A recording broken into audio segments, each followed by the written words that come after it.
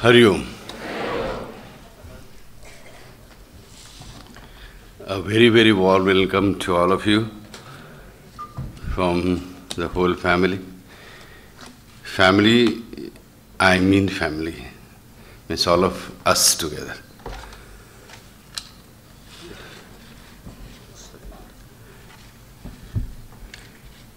Gone with the Wind is one novel which I must have read umpteen number of times. I do not remember how many times exactly, but definitely not less than 50 times, that I'm sure. It's such a beautiful thing that whenever I used to read this novel, I used to always have various thoughts pouring from various angles, the angles known to me. And I always wonder how it occurs every time. Not once, twice. Every page would give me a new signal, a new shade of meaning, a totally new direction. Days passed. First time when I read it, I was in, I think, first year, if I'm mistaken. Thereafter, it was now at the age of 56. Even I read it again last year. So still nothing has changed, everything changes every time. How? How was the problem? लहानपणी मला 5 वर्षाचा असताना, पहिलीत असताना मला आपण मराठीत काय म्हणतो घटसर्प म्हणजे डिफ्थेरिया झालं होतं आणि घरी होतो. त्यामुळे मग असं की डिफ्थेरिया म्हणजे त्या काळामध्ये अशी डेंजर असतं, म्हणजे आता मुलगा काही जगत नाही अशी परिस्थिती असायची. आणि मला घसा दुखतो मग सकाळी उठलो, बाबांना सांगितलं की बाबा थ्रोटमध्ये पेन आहे. बाबा स्वतः डॉक्टर बेशकँडी सारख्या हॉस्पिटलमध्ये HOD. त्याने बघितलं ओळखलं की इकडे पॅच दिसतोय ह्या भागावरती, ज्या भागावर दिसायला पाहिजे डिप्थेरियाचा पॅच म्हणतात त्याला. आणि ताबडतोब स्वाब घेतला. He was himself HOD of pathology. त्यामुळे त्यांनी जाऊन हे केलं आणि ताबडतोब धावत पण खरे. बाबांच्या चेहऱ्यावर मला कळलं काहीतरी माझे बाबांनी घाबरणं हा प्रकार खूप रेअर होता, म्हणजे नाहीच, म्हणजे कधी कशाला घाबरणारच मनुष्य. हे चेहऱ्यावरचं भीती मला दिसत होती.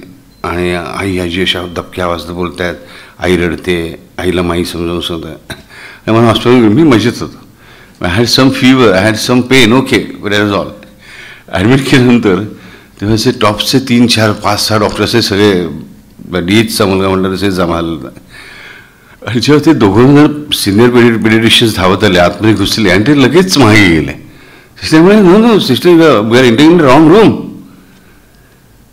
त्यामुळे काय म्हणजे तो पेशंट डिफ्थेरियाचा आहे, हा मुलगा थोडा खात बसलाय मांडी घालून. मला भूक लागली होती, मी सगळी मस्तपैकी बिस्किट चहा वगैरे काय मारत होतो. आणि डिफ्थेरियाच्या पेशंटला गिळताच येत नाही. आणि खरंच डिफ्थेरिया खरोखरच झालेला होता आणि मी खरोखरच खात होते. तर सिस्टर म्हणजे हाच आहे म्हणजे याचा मुलगा, आय नो हिम वेल. तर तेव्हा त्या काळाचं महत्त्वाची गोष्ट विषय की मी ऐकत नसायचं की शांत बस, झोपून राहा, विश्रांती आवश्यक आहे, अमुक तमुक. आणि त्यात परत त्या डॉक्टरांना शोध लागला मोठा की ह्याची पल्स रेट फक्त 50 आहे, 50. त्यामुळे इमिडिएटली डिफ्थेरियल मायोकार्डायटिस वगैरे असे डायग्नोसिस झालं आहे की ह्याला ह्याच्या हार्टवर परिणाम झालेला आहे वगैरे अमुक तमुक तमुक. त्यामुळे कम्प्लीट रेस्ट. आता मग कम्प्लीट रेस्ट काय करायचं, हात ऐकत नाही. म्हणून माझ्या आईने बिचारीने जाऊन अशी she was carrying that time for my younger brother I think. आणि तिने जाऊन छोटी ती 4 आण्याला पुस्तकं, त्या 2 आण्याला अशी 12 पैशाला अशी छोटी पुस्तकं अशी जय हिंद प्रकाशन अशा पुस्तकांची. राईट. त्याच्यामध्ये तांबू गाय नावाचं जोडाक्षर विरहित पुस्तक आणलं. जोडाक्षरही नाही असं, म्हणजे एका गावात एक आजी राहत होती. ओके. त्यामुळे कुठे जोडाक्षर नाही. आणि अशी ही ती तांबू गाय नावाचं पहिलं पुस्तक वाचलं मी कधीच. I will never forget it. आणि मग ती तांबू गाईचं पुस्तक वाचल्यानंतर हळूहळू पुस्तकाची गोडी लागत गेली, जोडाक्षरं शिकत गेलो आणि एक पुस्तक हातात येत गेलं, वाचत गेलो. आणि जसं ह्या गॉन विथ द विंडने मला त्यावर हे केलं, तसंच मला जाणीव जी एक खूप सुंदर झाली ती एका वेगळ्याच पुस्तकानं मराठीमधल्या, की खूपच आगळंवेगळं पुस्तक तसं बघायला तर जास्त प्रसिद्धही नसलेलं, अगदी एक 40-50 पानाचं पुस्तक असेल. आणि तेव्हा मी जरा मोठा होतो, 11-12 वर्षाचा. डॉक्टर अल्बर्ट श्वाइझरचे जीवनावर लिहिलेलं पुस्तक. आणि पुस्तकातून अल्बर्ट श्वाइझर मला जो काही दिसला तो मी त्याच्या प्रेमात पडलो त्यापासून. आणि त्याच वर्षी ते गेले 65 साल. मग बरंच पेपरामध्ये छापून आलं. ते मराठीतलं मला वाचता येत होतं, इंग्लिशमधलं मला वाचता येत नव्हतं, कारण मी मराठी मिडियमचा मुलगा. आणि 5वी म्हणजे इंग्लिश पहिले, म्हणजे फक्त जेमतेम ABCD FG JK, he is a boy, she is a girl, एवढंच काय ते इंग्लिशचं ज्ञान झालं होतं. मग इंग्लिश पेपर्समध्ये भरपूर घरी यायचं आणि त्याच्यामध्ये भरपूर काय काही जास्त मटेरियल होतं. म्हटल्यावर मी माझ्या आईला सांगायचो, आई मला याचा वाचून अर्थ सांगायची प्रत्येक. आणि ते असं भरपूर अंक मॅगझिन्स वगैरे सगळे बाबाने आणून दिले, आईने आणून दिले, मी गोळा केले. आणि ते श्वाइझरचं चरित्र मग अधिकाधिक वाचत गेलो, जसं मेल तिकडे कुठे कुठे कुठे कुठे.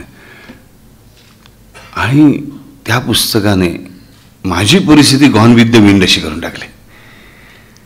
आज सुद्धा गॉन विथ द विंड वाचताना जी अनुभूती येते मला, ती येते ती अशीच येते, एक झुळूक येते प्रकाशाची, एक झुळूक येते प्रकाशाची.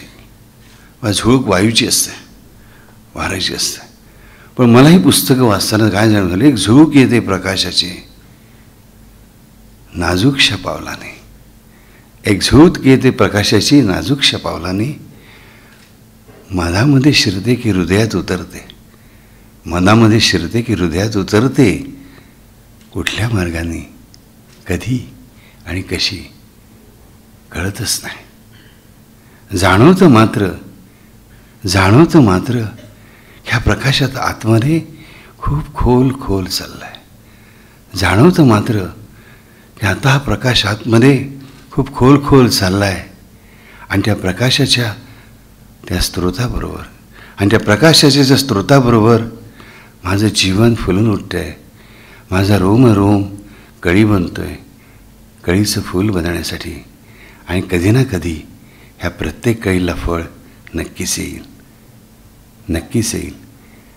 आणि त्या फळामधून परत एक झुळूक निघेल, आणि त्या प्रत्येक फळामधून परत एक झुळूक निघेल, आणि ती झुळूक वाहत राहील पुढे आणि पुढे.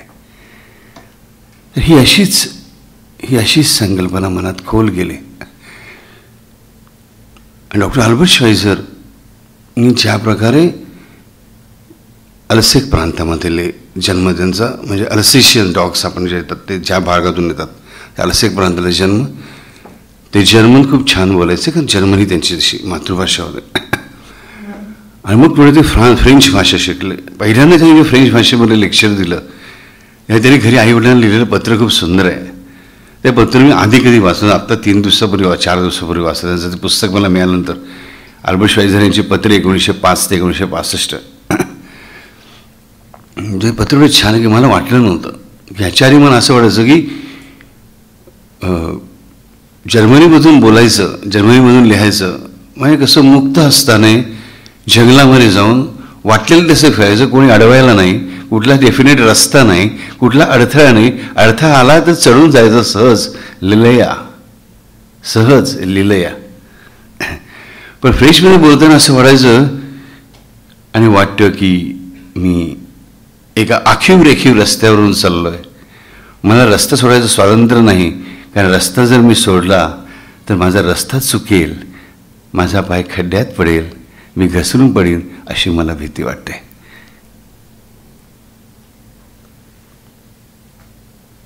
आखीव रेखीवपणे बोलावं लागतं, भान सांभाळून बोलावं लागतं मला फ्रेंचमध्ये.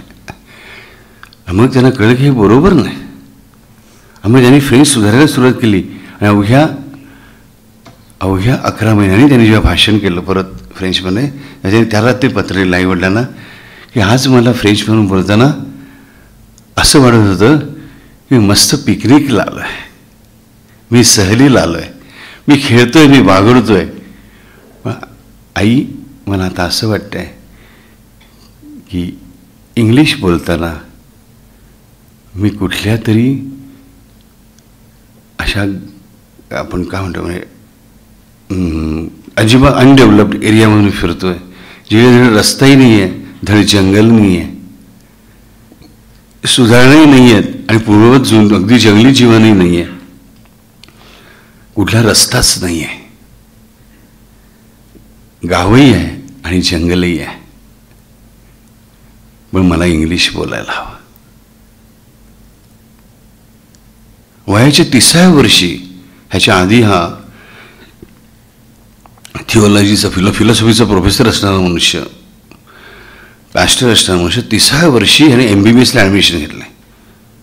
30व्या वर्षी आणि 38व्या वर्षी हे MD झालं.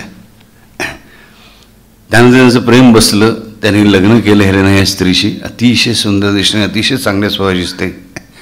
त्यांना एक मुलगी झाली रीना, जिनेच पुढे त्यांचं कार्य चालवलं. आज त्यांचा नातू चालवतं.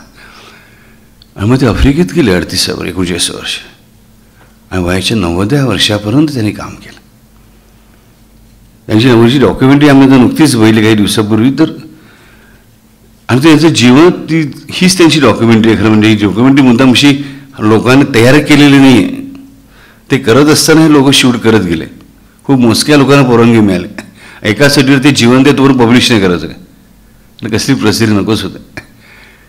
रात्री 11 वाजता हा जीव सकाळपासून अथक काम करणारा वयाच्या 86व्या वर्षी येतो त्याच्या घरामध्ये आणि आल्यानंतर हात असे वाळतो, वर करतो आणि बायबल वाचायला बसतो आणि बायबल वाचल्यानंतर त्याच्या अभ्यासाला बसतो.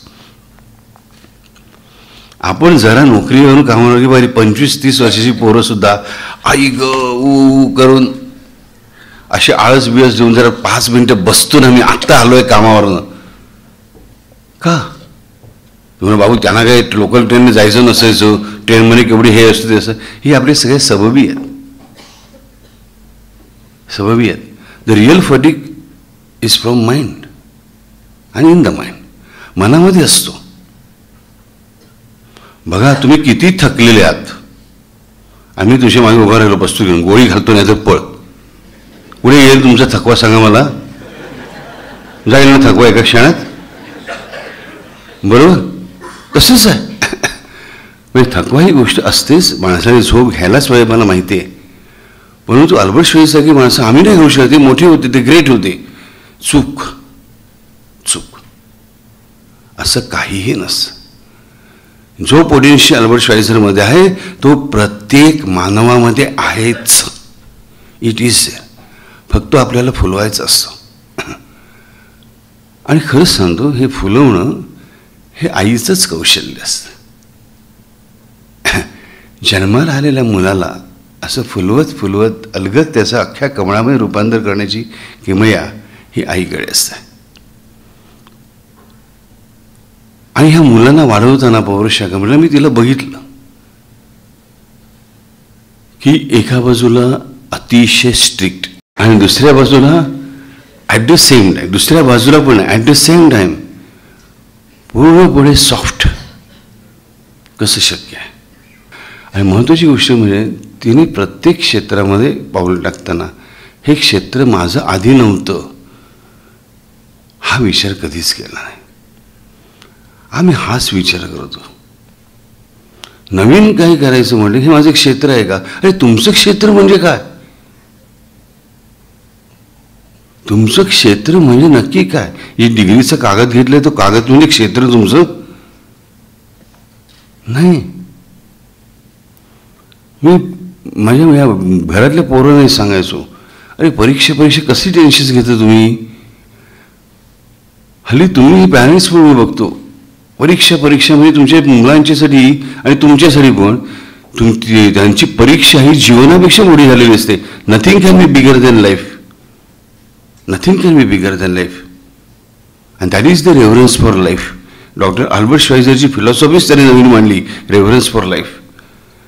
We are denying that the very core of the philosophy. There should be a reverence for life. आपण आपल्या जीवनाला काही किंमत देतो का? इतरांच्या लांब राहिलं. एक फालतू परीक्षा काही मुलगा फिरवून आत्महत्या करतो, म्हणजे ती 10वी 12वी परीक्षा त्या जीवनापेक्षा मोठी आहे का? नाही. आई वडील पण 16 तास अभ्यास कर. अरे काय नॉनसेन्स. अभ्यास करायलाच पाहिजे, अभ्यासात दुसरं काही नाही. आणि म्हणून धांगडधिंगा सुरू करायचं म्हटल्यावरती तिने शी टूक ओव्हर ॲब्सोल्यूट. एकीकडे शिस्त लावणारी बाई कडक, दुसरीकडे धांगडधिंगा पण करायला लावते. येस, हे असंच आम्ही हे तिच्याकडून शिकत गेलं पाहिजे. आता तुम्ही स्त्री आहात त्यावर तुम्ही घरी तुमच्या नवऱ्यांच्या शिक्षिका आहात, बरोबर, मुलांच्या शिक्षिका आहात. हे खरोखरच प्रेमाने आपल्याला पसरवत आलं पाहिजे. Yes, at any stage of my life I am willing, not only ready, I am willing, eager to join a new field which my God selects for me. Yes, and that should be our attitude. आपली भावना, आपली attitude अशीच असली पाहिजे. त्यामुळे एकाच वेळेस एका क्षेत्रात किती बैलाच्या घाण्यासारखं, त्या घाण्याच्या बैलासारखं फिरत राहणार मला सारखा. नवीन काही करावंसं वाटत नाही, किंवा जीवन कंटाळवाणं होऊन जातं. It becomes boring.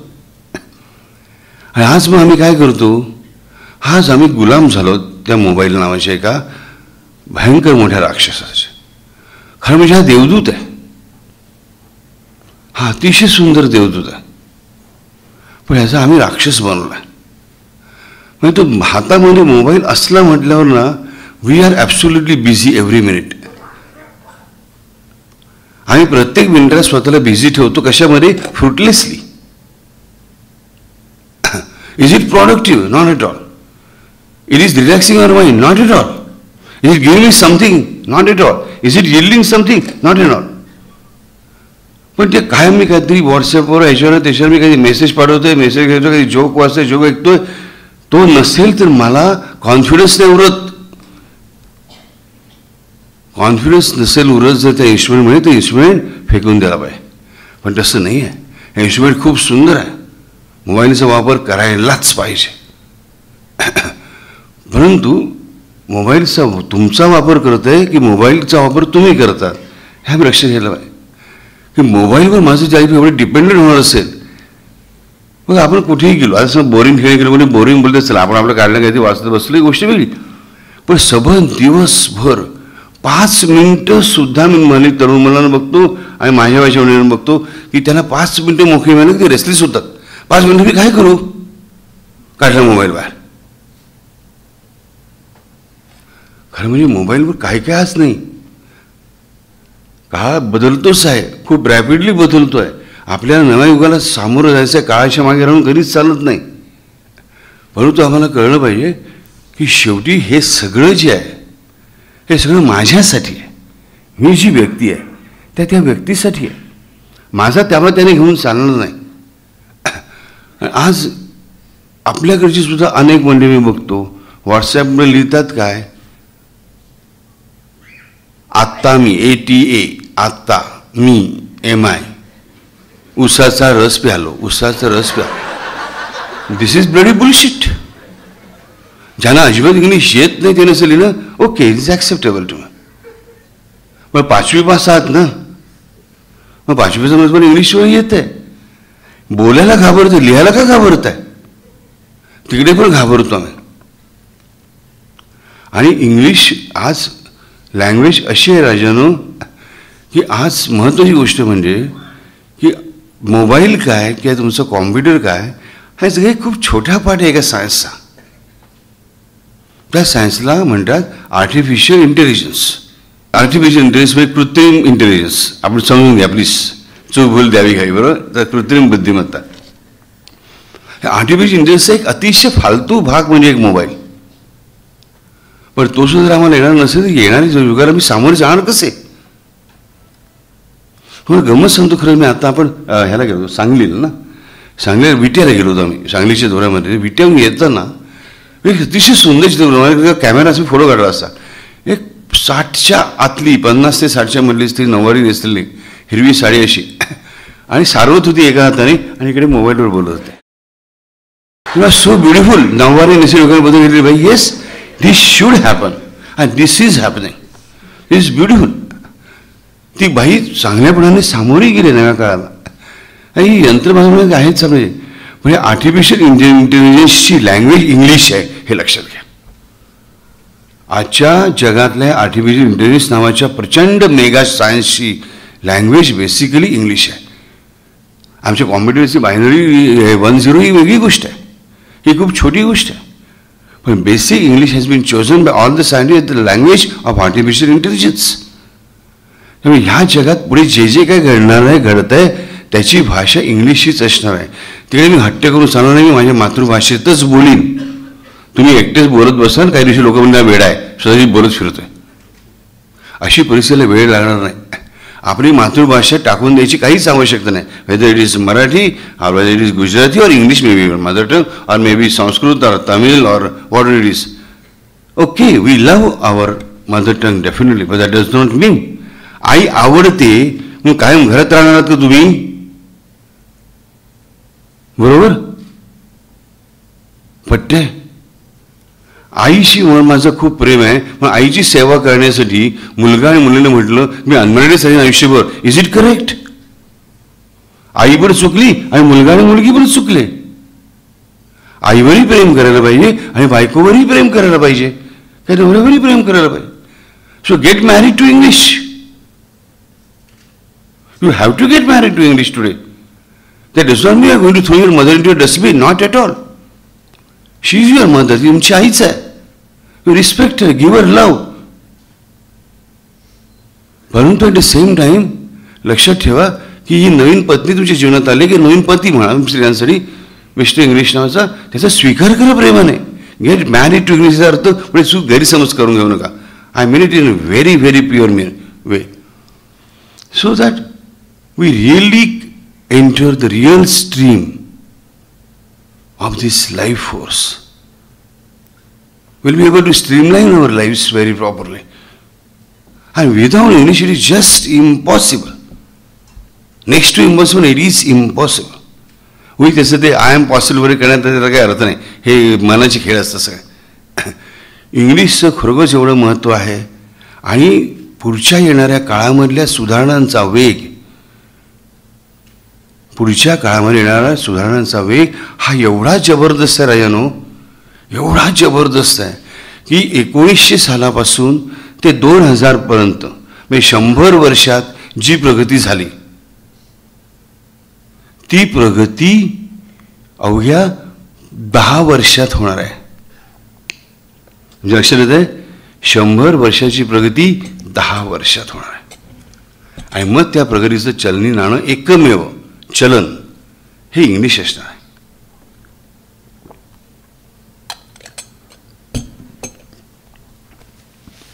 आणि त्यामुळे आपल्याला इंग्लिश नीट यायलाच पाहिजे. आणि बऱ्याच जणांचा भ्रम मी बघितला होता की आम्हाला खूप इंग्लिश चांगलं येतं. आणि तुम्हाला खरंच सांगतो, भल्या लोकांचं इंग्लिश मी ऐकलेलं इंटरव्ह्यूज घेताना, कारण अनेक कंपन्यांच्या इंटरव्ह्यू बोर्डावरती मी असायचो, बोर्ड्सवरती असायचो, MBA इंजिनियर्स वगैरे सगळ्यांचं इंग्लिश बघितलं.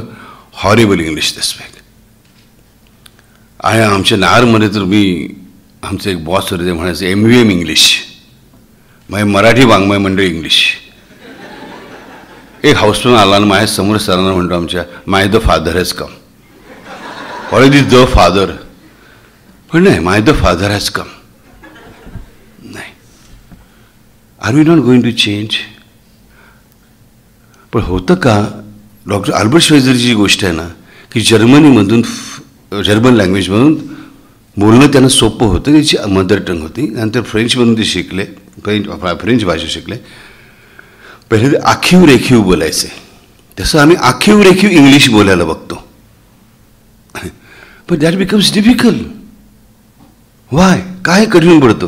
कारण आम्ही विचार करणार मराठीमध्ये, मग ट्रान्सलेट करणार इंग्लिशमध्ये आणि मग बोलणार. म्हणजे तुमचा बोलण्याच्या स्पीड आणि विचार करण्याची स्पीड ह्यांच्यामध्ये तफावत पडली. बोलणार विचार करणार मराठीमध्ये किंवा तेलुगूमध्ये किंवा गुजरातीमध्ये, मग ते आम्ही ट्रान्सलेटरला पाठवणार. तो ट्रान्सलेटरमधून बाहेर पडताना त्याला धक धक धक ती गाडी धक्के म्हणून ती बाहेर पडणार. म्हणजे आणखीन बाहेर पडेपर्यंत आणखीन प्रॉब्लेम, त्यात परत भीती, पुढे समोरचा म्हणून हसला तर हसला, तो माझं जीवन सुधारायला येणार आहे का? नाही. तो इंग्लिश फाडतो म्हणून कोणी म्हटलं, म्हणू दे. Let him say what they want to say. Are we here in this world to live up to anybody else's expectations? Not at all. We are in this world to live up to our expectations and her expectations, that's all. आणि म्हणूनच तुम्हाला खरंच सांगतो की जेव्हा हे पुस्तकाची कल्पना मांडली गेली आणि नंदाने ही रिस्पॉन्सिबिलिटी स्वीकारली, आय वॉज शुअर की मला तिचा स्पीड माहिती आहे. पुस्तकाच्या बाबतीत मला वाटलं होतं 1-2 वर्ष लागतील, 2 वर्षात होईल. तर कसलं मी जरा असं सांगून आळस देतोय, जो आळस संपायच्या आत पुस्तक माझ्यासमोर होतं पहिलं.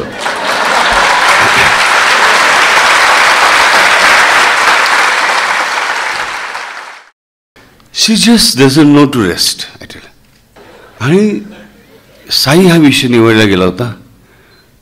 तिने तिच्या एक अचाट कल्पना आणि तिची हे पुस्तकाचं जे प्रेझेंटेशन पहिलंच मी जे वाचलं, हा तिची एक आवडती संकल्पना आहे भॉक. म्हणजे कुठलीच गोष्ट मला सांगायची नाही, मला सरप्राईज द्यायचं, त्याला मी भॉक थिअरी म्हणतो. त्या भॉक थिअरीने माझी अनेक वाट लागलेली आहे. आज काय आहे ओळख पोपट आयुष्यामध्ये काही ओळखता कधी आलं नाही, अजूनपर्यंत आलेलं नाही.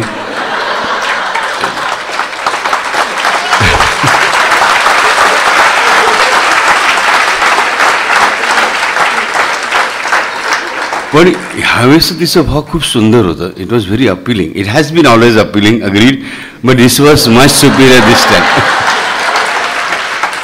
मला खरंच सांगतो, I was astonish. First time I really enjoyed myself, that feeling of being astonished. It was really, I was astonish. The way she has produced everything, created everything, I will tell you. That whole garden, it's a garden, it's a beautiful garden for everyone.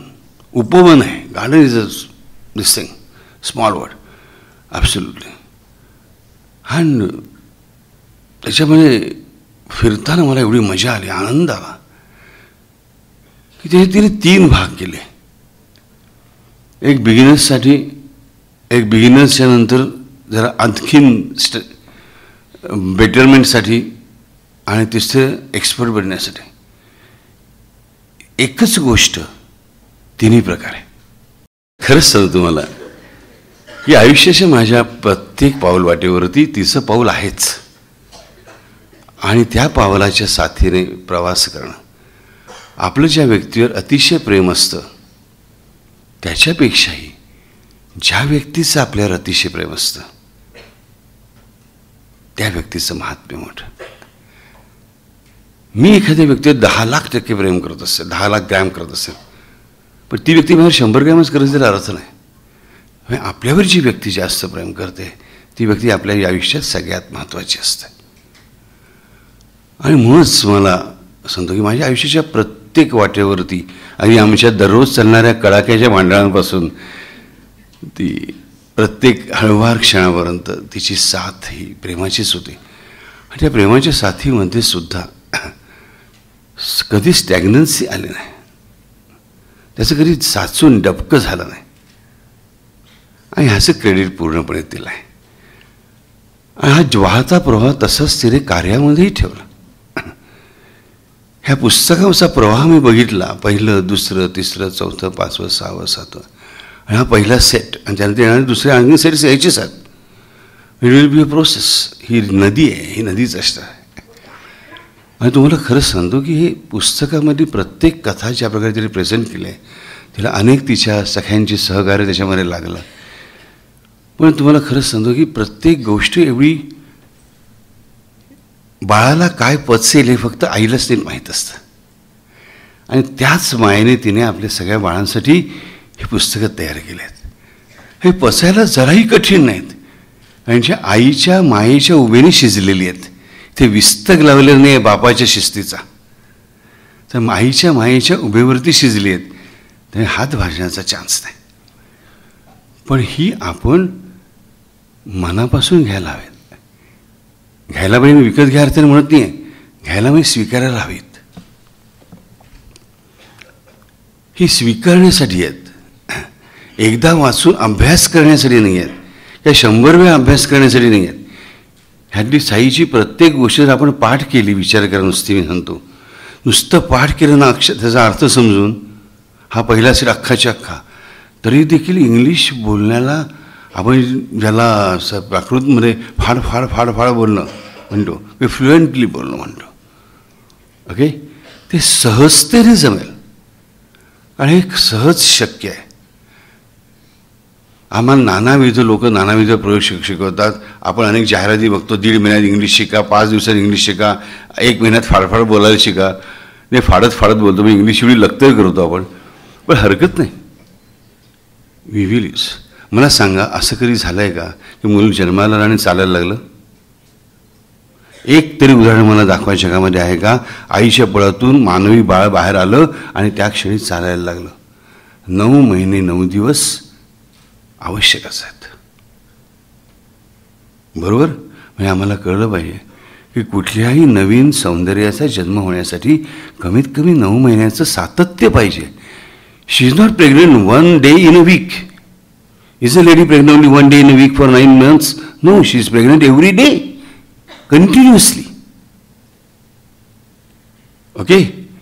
For 9 months, every day of those 9 months, every hour of that day, every minute of that hour, and every second of that minute. Yes. Are you getting? In a similar way, exactly the same way, we have to be English student. No. Become an English lover. हे पुस्तक तुम्हाला नंदाने दिलंय. हे पुस्तक तुम्हाला काय बनवणार आहे? इंग्लिशचं स्टुडंट नाही, English lover, lover of that language. And lover always succeeds. Fighter always wins जसं आहे ना, तसं लवर ऑलवेज सक्सेस. जो प्रेम करतो ना तो मी लवर म्हणजे त्या रुटीन अर्थाने मी घेत नाही. I am taking by all means in a beautiful way everywhere. Lover always wins. We have to love that subject. आणि हे प्रेम करायला तुम्हाला सहजतेने आत्तापर्यंत जमलं नाही अनेक वेळा लोकांना. का? कारण ती लाज, ती भीती आणि त्या पुस्तकांचा खोकलेपणा. इथे जो हा रेसिपी जी तयार झाली आहे, ही रेसिपी आईने आपल्या बाळांना काय पचेल, काय आवडेल ह्यानुसार तयार केलेली रेसिपी आहे. लहान मुलं लहानपणी पौरस आणि शाकामध्ये दोघे भाज्या अजिबात खायच्या नाही. म्हणून तिने वेगवेगळ्या प्रकारची व्हॉट यू कॉल कटलेट्स करायला सुरुवात केली. नानाविध प्रकारचे पिझ्झा, अमुक तमुक या भाज्या घालून द्यायला सुरुवात केली. समोशामध्ये वेगवेगळ्या भाज्या वगैरे अमुक तमुक आणि आणखी बरेच प्रकार असेल, मला एवढे आज आत्ता आठवलं. तरी तिला माहिती आहे की मुलांना जे खायला घालायचं ते कसं खायला घालायचं.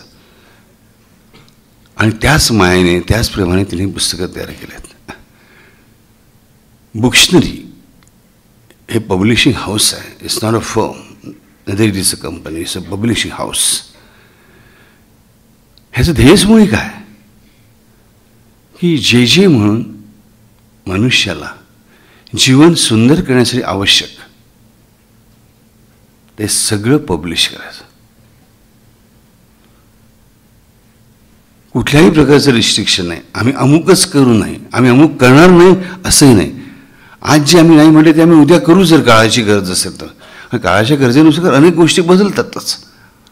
माणसाचं जीवन सुंदर करण्यासाठी ललित वाङ्मयापासून novels, fictions, to the spiritual books, to the scientific facts, the facts finding books, the text books, everything comes under this. बुक्शनरीतर्फे आपण सगळं करणार आहोत, लक्षात ठेवा, प्रत्येक गोष्ट. आणि पुस्तक म्हणजे प्रत्येक प्रकारचं पुस्तक. आम्हाला महर्षी संविधानाने सांगितल्याप्रमाणे बाबा CDs, DVD फॉर्म्स, अमुक तमुक वगैरे वगैरे असतीलच. पण आता नवीन नवीन पुस्तकांच्या पद्धती यायला लागल्या. आज ह्या क्षणाला आपल्या ह्या ह्याच पृथ्वीवरती एकंदर 59 टाईप्सची 59 प्रकारची पुस्तकं आहेत. 59 प्रकारची पुस्तकं म्हणजे काय? जाड्या बांधणीची, काळ्या म्हणजे पुठ्ठ्याचं कवर, पातळ कवर नाही. एक छापलेलं पुस्तक, एक आपलं ई-बुक, ओके, त्यानंतर बाबा एक CD, एक DVD, असे जे प्रकार आहेत त्याच्यामध्ये 59 प्रकार आलेले आहेत पुस्तकांचे आणि सगळे वापरले जातात. हे सगळे एक्सपेरिमेंट बरोबर. की नवीन म्हणजे ॲनिमेटेड बुक असं झालं आहे. ते हॅरी पॉटरमध्ये ती पुस्तकं कशी आहेत ना, ते ड्रीम नाही आहे, it's not a fiction. Okay, तशी पुस्तकं पण आता बनायला लागलेत. आणि त्यापुढची काय बनतील विचार करा. त्याच्यात ती अगदी जादूची त्याची आई दिसते वगैरे असं दाखवलं आहे. I do not mean that. पण त्या प्रकारची पुस्तकं यायला लागलेली आहेत. आणि अशी पुस्तकं म्हणून सगळ्या पुस्तकांचं पब्लिकेशन्स हे आपले हाऊसमन होईल. ओके. आणि it will be a real booktionary. तुम्हाला पाहिजे, तुम्हाला हवं, त्याच्याबरोबर जे तुमच्यासाठी उचित आहे, ह्या दोन्हीचा संगम करून पुस्तकं सादर केली जातील. Book in every form, in every way of life, along the every way of life. राजानं एक सांगतो, मला आवडलेलं वाक्य प्रवचनातून हजारो वेळा सांगितलं आहे. Happiness is never at the end of the road. Happiness is never at the end of the road. Happiness is along the road. माझ्या रस्त्याच्या शेवटी सौंदर्य असं धरून जो चालतो तो आयुष्यभर रडत जगतो आणि शेवटी त्याला काही सौंदर्य मिळत नाही, आनंद मिळत नाही. परंतु जीवनातला प्रत्येक क्षण एन्जॉय करतो ना, तो खरा आनंद आहे. आणि त्यासाठी we have to celebrate life. Reverence for life ही माझ्या हिरोची डॉक्टर अल्बर्ट श्वाइझरचं फिलॉसॉफी. And then what I learned is to celebrate life. आणि सेलिब्रेट लाईफ हे मी नंदाच्या आणि सुचितच्या दोघांच्या सानिध्यात शिकलो. ती प्रत्येक क्षण सेलिब्रेट करते. आणि लहानशी गोष्ट घरी करणं असेल तरी ती सेलिब्रेशन असतं ते. आणि मला तशी काही सवय नव्हती. आणि नंदाच्या लहानशा गोष्टीमध्ये ती सेलिब्रेट करायची सवय तिला. आणि माझं विरुद्ध टोक. दोन ध्रुवांवर दोघे आपण हे जे गाणं आहे ना, ते मी सतत जपत आलो की पहिल्यांदा आपल्या 2-2 पावलं ती पुढे टाकायला पाहिजेत. पण 2 ध्रुवांवर असताना भेटण्यामध्ये खूप गोडवा आहे. आलशामध्ये आपणासारखी करीती तत्काळ त्यांना संत म्हणावं.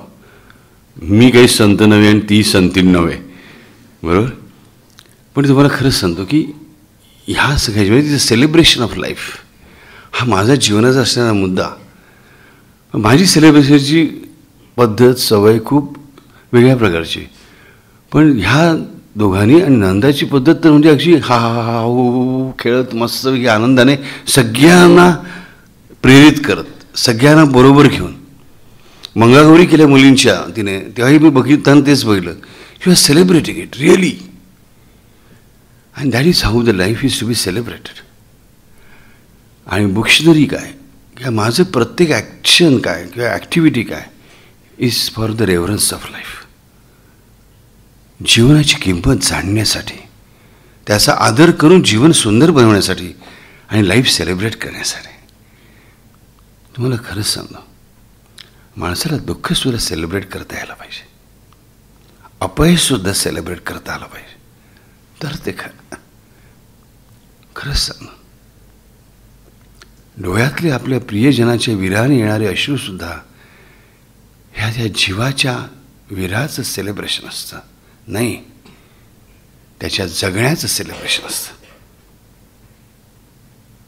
आलं शब्द, त्याच्या जगण्याचं सेलिब्रेशन असतं. शोकसभा कोणी गेल्यानंतरची असते ना, ती पण चुकीची गोष्ट आहे. ते सुद्धा काय असलं पाहिजे तर ती व्यक्ती काय होतं त्याचं सेलिब्रेशन असलं पाहिजे. भले त्या डोळ्यातून पाणी येईल, हंबरडाही फुटेल, it should be a celebration. आपल्या जीवनातली प्रिय व्यक्ती जेव्हा कायमची विरहाने दूर जाते, तेव्हा त्याचं दूर जाणं, तो दिवस पण निघून जातो, सुद्धा अनेक वर्षही जातात, पण त्याची मेमरी जी असते ती मेमरी तुम्हाला खूप काही चांगलं देऊन जात आहे. असे हळवे क्षण जीवनात येणं हे जर जीवनाचं सेलिब्रेशन आहे. याचं मन मुरदाड बनेल, मुरदाड बनेल, ते बनता कामा नये. दुःख मागे टाक, मागे टाक, काय कशाला मागे टाकायचं? दुःखात अडकून पण पडणार नाही आणि मागेही टाकणार नाही. दुःखाचं शोकाचं डोंगर जरी कोसळला तरी त्याच्या खाली गाडला जाणार नाही.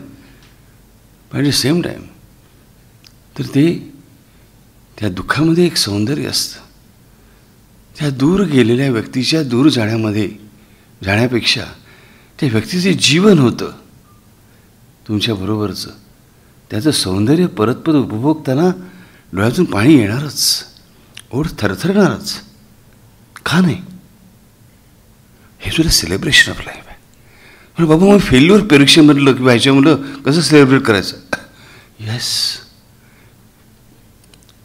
फेल्युअर्सला सेलिब्रेट करता आला पाहिजे. याचा अर्थ मुलगा फेल झाला की दाराला माळा लावू, दारात फटाके लावू आणि लोकांना पार्टी देऊ असा अर्थ नव्हे, नॉट एट ऑल. पण मी फेल झालो म्हणजे मी हरलो नाही, मी फेल झालो म्हणजे मी थकलो नाही, मी फेल झालो that is not a full stop. It is not even a comma, it is not even a comma. Leave aside full stop, neither a semi-comma. It's just a gap between two words, that's all. ती दोन शब्दांमधली जागा आहे. तिथे फुलस्टॉपलाही जागा नाही, अर्धविरामाला नाही आणि स्वल्पविरामालाही नाही. मग सेलिब्रेशन कसं करायचं? त्याशी देवाशी बोलायचं. प्रयत्न जे कमी पडले असतील ते देवाला सांगायचं, नाही रे बाबा यावेळेस जरा चुकलं. आपल्याकडे जर मी खूप प्रयत्न केले, देवाशी थोडंसं प्रेमाने भांडायचं सुद्धा. परीक्षेचं पण any exam, I am not saying talking particularly about school और स्कॉलस्टिक और college exams, not at all. तर ते आपल्याला जे काही जीवनामध्ये जे फेल्युअर आलं असेल त्याविषयी बोलताना आपण we can fight with him also definitely. का रे बाबा असं केलंस, पण इमोट इट आउट. जे मी हल्ली लोकांचे चेहरे असे बघतो ना, चेहऱ्यावर काय पत्ताच लागत नाही यांच्या मनात काय चाललंय ते, काय चेहऱ्यावर त्यांचे भावच दिसतो.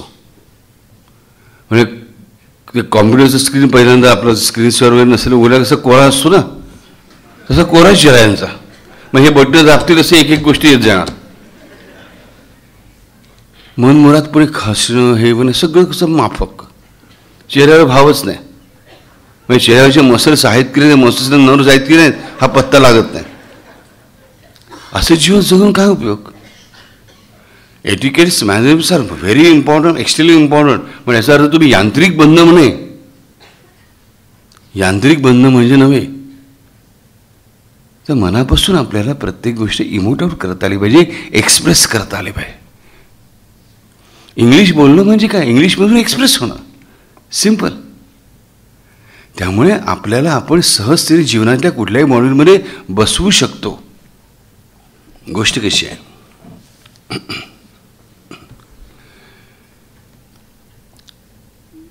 की हे पुस्तक is just the beginning, just the beginning. Publishing हाऊससाठी आणि ह्या इंग्रजी भाषेसाठी, राईट. हे पुस्तक आज तिने पब्लिश केलं आहे, आपण पब्लिश केलं आहे, आपण सगळे वाचणार आहोत. पण मूळ भूमिका आपल्याला नीट समजून घ्यायची की आम्ही भक्त आहोत, आम्ही श्रद्धावान आहोत, आम्ही आध्यात्मिक आहोत. We are putting our efforts in a spiritual field. That does not mean we have to be away from the factual life. We have to be away from the scientific world, not at all. Science and spirituality are never against each other. If at all, they are very much supportive to each other. They encourage each other. They never dishearten each other. Never. आपल्या आयुष्यामध्ये खूप मोठा बदल घडवायची संधी देव आपल्याला वारंवार देत असतो. ती संधी आपण कधी नाकारता कामा नये. आणि माझ्या मते इथे नंदाने तुम्हाला खूप मोठी संधी दिलेली आहे आपल्या जीवनात बदल घडवण्याची. कारण तुम्हाला खरंच सांगतो, इंग्लिश चांगल्या रीतीने लिहिता येणं, बोलता येणं, वाचता येणं ही खरंच आवश्यक गोष्ट आहे. आणि ह्याला अपवाद समजू नका. जे मोठ्या मोठ्या गर्जना करतात, मराठी भाषा किंवा गुजराती भाषा किंवा तेलुगू भाषा किंवा तमिळ भाषा जगलीच पाहिजे, भारतीय भाषा जगल्याच पाहिजे, इंग्लिशला हाकललंच पाहिजे. बघा चीनमध्ये लोक चीनीच बोलतात, जपानीमध्ये जपानीच बोलतात, तरी त्यांची केवढी प्रगती झाली. यांची मुलं इंग्लिश शाळेतच शिकत असतात, हे तिकडे जाऊन मोर्चे काढत नाहीत. लक्षामध्ये. दुसरी गोष्ट म्हणजे चीनमध्ये गेले 11 वर्ष इंग्लिश टीचर्स हायर केले जातात. म्हणजे आपल्या घरचे 10वी 11वी पास झाले जे इंग्लिश शिकू शकतात, इंग्लिश आहे म्हणून, ते सुद्धा टीचर्स म्हणून गेले. त्यांनाही इंग्लिशची गरज पडते. जपानमध्ये सुद्धा ओके ह्याची गरज पडते. आज टोयोटा जे ब्रँड आज सगळीकडे फेमस झालेलं आहे, सगळीकडे त्यांचं वर्चस्व त्याने स्थापन केलेलं आहे खरोखरच, आणि आता अनेक क्षेत्रामध्ये तेवढी घेतात. तर इकडे सुद्धा त्यांना इंग्लिशशिवाय पर्याय उरला नाही, हे लक्षात घ्या. उगीच या काव्यमय कल्पनामध्ये काय पोएटिक जस्टिस आपण ज्याला म्हणतो त्या मार्गाने जाण्याचा अर्थ नाही. It's of no use, it's most useless. आपल्याला माहीत पाहिजे ह्या सगळ्या पॉलिटिकल गोष्टी असतात की ह्या लोकांच्या भावना भडकायच्या गोष्टी असतात, त्यांनी जीवन सुधारत नाही. जीवन सुधारण्यासाठी आपल्यालाच प्रयास करावा लागतो, आणि त्या प्रयासाच्या दृष्टीने इंग्लिश भाषा येणं ही महत्त्वाची गोष्ट आहे. बुक्शनरी आता ह्याच्या पाठोपाठ एक एक पुस्तकं उलगडत जाणारच आहे. पहिल्यांदा काही काळ हा थोडा काही प्रमाणात बऱ्याच प्रमाणामध्ये रुटीन पुस्तकांचं असतं. रुटीन म्हणजे की ज्या प्रकारची पुस्तकं ऑलरेडी अवेलेबल आहेत, कारण ज्या प्रकारची पुस्तकं अवेलेबल नाहीत असे विषय त्याच्यामध्ये असतील नक्की, पण टाईप मात्र जुन्याच ह्याचा प्रकारचा असेल. पण लवकरच हळूहळू अशा पुस्तकांना सुरुवात होईल. आणि मुख्य म्हणजे ही पुस्तकं फक्त एज्युकेशन फील्डमधली नसतील, सांगितल्याप्रमाणे ही फक्त एकाच भाषेतली नसतील. आज हे पुस्तक इंग्लिशमधलं आहे, पण पुढची पुस्तक इंग्लिशमध्येच असतील असं नाही. ते एखादेच जापानीजमधली असतील, एखादे चायनीजमधली असतील, एखादे मराठीतली असतील, गुजरातीतली असतील, तमिळमधली असतील, तुळूमधली असतील. बरं, ही पुस्तक कुठल्याही लँग्वेजमध्ये आपल्याला त्याचंही नाही, कारण बुक्शनरी ही बुक्शनरी आहे. डिक्शनरीमध्ये जसा त्या भाषेतला प्रत्येक शब्द सापडलाच पाहिजे, त्याचं अंतर्भूत केला गेलाच पाहिजे, त्याचप्रमाणे बुक्शनरी पब्लिशिंग हाऊसमध्ये प्रत्येक विषय आणि प्रत्येक पुस्तक इन्क्लूड असलंच पाहिजे, हा आपला निर्धार आहे. सो तुमच्या सगळ्यांच्या वतीने आणि माझ्याकडून सुद्धा मनपूर्वक अंबज्ञता